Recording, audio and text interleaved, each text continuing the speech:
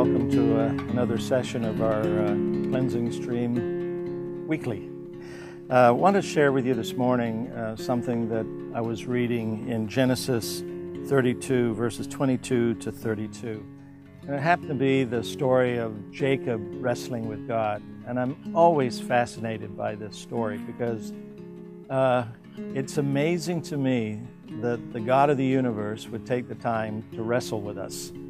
And it said that Jacob, I'll let you read the whole thing, I'm not going to read it for you, but the story basically is that Jacob was about to confront his brother Esau, who he thought was going to try and kill him because of how many times he tricked him in the past.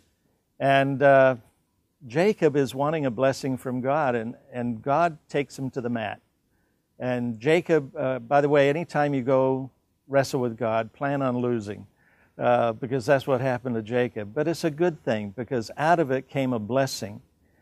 Jacob went into that wrestling match confused, lonely for God, wanting intimacy with God. He didn't want to leave this situation without getting a blessing from God.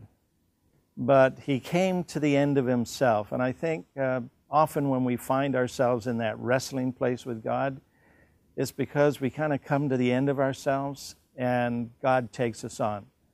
And in the process, Jacob ended up with a limp because he wouldn't let go. He wouldn't stop until he got the blessing. And so God put his hip out of joint. And I think that says something to us. When we find ourselves in a situation where we come to the end of ourselves, usually our walk is different. Something happens. We're a little bit slower. We may be put out of joint in some way, but we have the blessing.